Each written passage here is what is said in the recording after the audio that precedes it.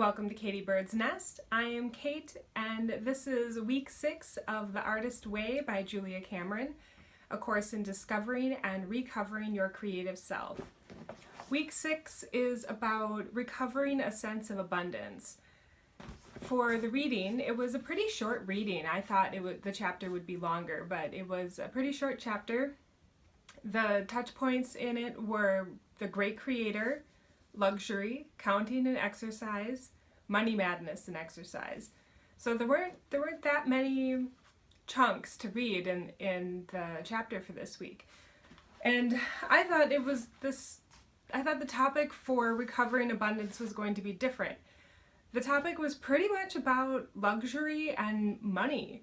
There was this exercise that you were supposed to do with a spending log. The chapter requested that you record everything that you bought for the week. And I was like, I'm not gonna do that, but come on. And then I thought, oh, fine, I'll do it. I'm doing the course. I need to do the things. I need to do all of the things if I'm going to, get the best and most out of this 12-week course. So I made a spending log in my planner, and I've been tracking things. And it was interesting to see what I was tracking because the section about luxury had a few quotes in there that I thought were interesting that kind of stood out to me. And it was, "We have tried to be sensible, as though we have any proof that at all that God is sensible. And creativity is not and never has been sensible. Why should it be? Why should you be?" And to go along with luxury, the examples were a lady who really liked raspberries, and to her buying a pint of raspberries felt decadent, like it was a luxury to her. And I thought, well, what are the things for me that are luxuries that I don't necessarily do for myself? And I fall off the bandwagon with self-care if I'm really nose to the grindstone and tackling my to-do list. Suddenly I'm not painting my fingernails anymore. And to me, having my fingernails painted is a luxury, to look down and know that as a writer, I'm taking care of my hands. My hands are part of my tools to be a writer. I need to have functioning, I need my fingers to be able to write, and I do so much with my hands. And if I'm not taking care of them, if I'm not, if I don't have nice lotion, if I'm not painting them, I'm not really taking care of myself. So to me, having the luxury of taking the time to paint my fingernails was my thing, was my pint of raspberries. And there was another part in the section that talked about the actual block is our feeling of constriction, our sense of powerlessness. So when I'm so busy that I don't have the time to take care of my hands, it is a sense of powerlessness. It's a sense of loss of control over what I'm going to spend my time on. And I'm shortchanging myself to enjoy the luxuries that I can give myself, that I can give to my artist within, that are authentic to myself. But it's a small thing, and everybody's going to have a different thing or multiple things that make them feel that they have a sense of luxury in their life. And it doesn't have to be super expensive. There was another part that talked about having something that's mine, that's just mine. And, like my book, my chair, my pillow. And for me, it was my planner. I feel like doing my planner is also a luxury. For some people, having a planner, it's, I can't live without my planner because I don't know what I'm doing if I don't have my planner. And I don't have that problem because my life is pretty routine. I do the same things every day, week in and week out. I have the same kind of structured goals that I need to meet. It's just a matter of, am I procrastinating or not? And my planner helps me beat the procrastination because I can track and say, oh, I didn't do that, and it's been this many days, and this is important to me, and I need to be checking the boxes off in my planner, and it's my planner. Nobody else looks at my planner except for me, and it's a sense of luxury to give myself time to use my planner. And I like stickers, and I like washi tape, and I like paper planning. I like coming up with the things that you put in your planner, and I bullet journal, so I make my own spreads, and doing that, it's partially a hobby and partially keeping myself organized and focused on my goals and being motivated to write and to meet my goals within a timely manner, so I don't just procrastinate and watch a lot of TV or play a lot of video games and then not meet my goals, because I have fairly, strict goals. I'm trying to, be the best I can be, which is what I would think a lot of people would like to do. And I'm trying to grow my creativity, and with this course, it's helping. It's definitely helping me. I can feel my creativity is expanding. This week I also got into art journaling, and I've never made an art journal before in my life. So that was a nice, that kind of falls into that whole, creativity is not sensible. What am I going to do with journals, like art journals? If I art journal for years and years, I'm going to have boxes full of art journals, and they're not really a sensible thing. They're kind of silly. I'm not going to sell my art journals. I'm not an artist, really. I mean, I'm an artist, but I'm not really good at drawing or at doing mixed media. I've never really tried. I've never trained. I've never taken classes in high school or college to be an artist in that regard. I mean, I do consider myself an artist, but not like selling my tactile type of work. So it's more of a creative hobby, and I'm interested in it. So the creativity is growing and expanding in me, and now I want to make my own homemade gesso and fine marble dust. And that was kind of exciting this week. And it feels like a luxury to be able to do that, to tell myself that it's okay to art journal and to make art that is frivolous and that doesn't have a purpose. That's not necessarily, I'm going to gift a journal to someone. Or like my knitting is kind of more like, oh, I could do something with this. I could give these to people, or I could maybe get so good that I could sell some of these for really cheap. And it would be a fun hobby to carry on. My mom used to knit, and I can learn how to knit and carry on the tradition of knitting in my family. Maybe I can teach my niece how to knit later if she's ever interested. Some of that stuff is a dying craft. Let's see, what else do we need to cover? So for the check-in, I did my morning pages every day. I've been good about that. And I felt like I was resting on the page again this week, and I didn't have any trouble getting the 3 pages done. I'm doing that 4th page for affirmations. That's going well. I'm keeping the same affirmations that I've had for the last 2 weeks.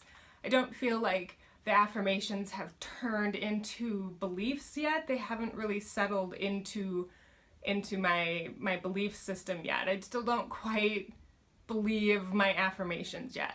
I need more time, doing my lines and writing them over and over every day before they really fully sink in and they become part of who I am.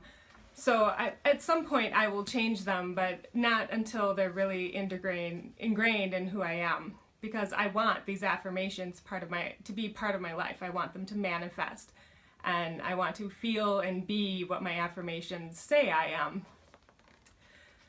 So I did an artist date. I did my extended mini day-long artist date. I went to another city in the state for the day, and I went shopping, and I had gift cards to use, and so I poked around in some stores and spent a lot of time just kind of looking at things and browsing and driving around in a different city and kind of just looking at the architecture of the buildings in the other town and just kind of moseying about the day, and I really enjoyed myself. I felt like I had shortchanged myself the prior 2 weeks with my artist date because I had requirements on those dates where I needed to go run certain errands.